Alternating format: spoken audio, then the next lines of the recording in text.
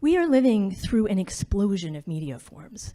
It's exhilarating, it's baffling, it's expanding the range of our literacies. It does come at a cost. As a society, we're reading fewer books, we're studying less literature.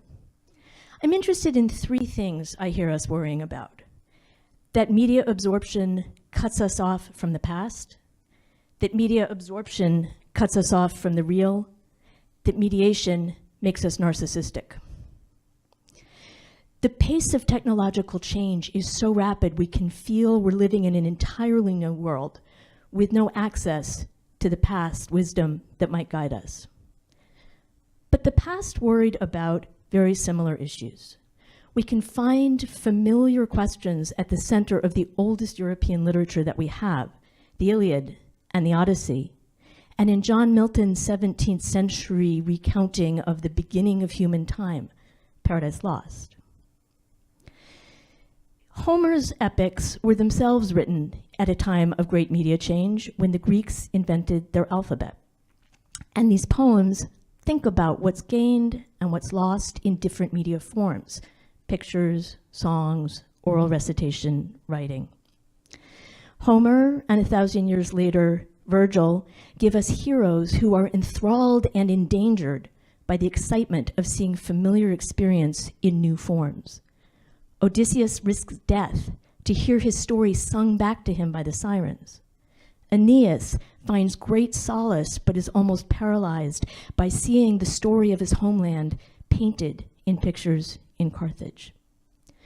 So to a long view of media change, we don't see unmediated past yielding to hypermediated present. Instead, we see ongoing negotiations of different forms of mediation.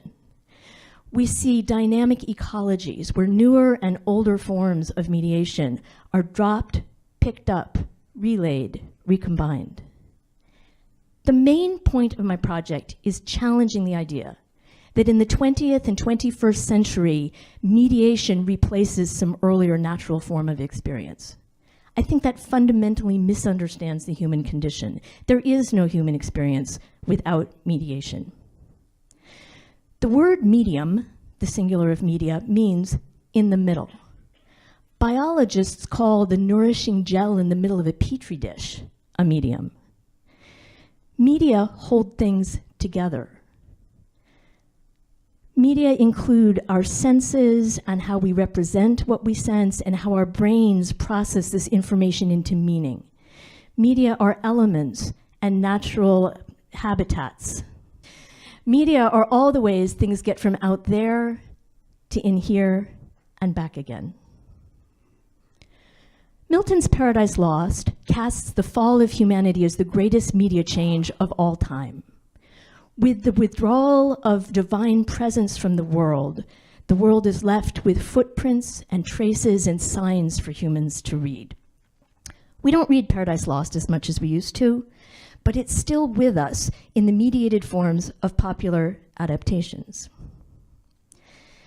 The continued significance of Paradise Lost is important, in part because its gender politics are distressing and have been very influential.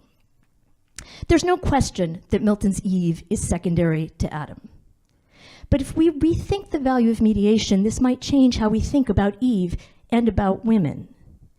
Eve's natural habitat is mediation. When created, her first action is gazing at her reflection in a lake. She learns God's plans through dreams and by listening in as Adam has face-to-face conversations with angels. Eve is mediated, so we think she's vain and foolish. If we think the world is a place where direct access is more truthful than mediation, then Adam's our man. But if mediation is essential to human experience, then Eve's focus on reflection and twice-told tales is essential. To this view, Eve might model an attentive student of new media.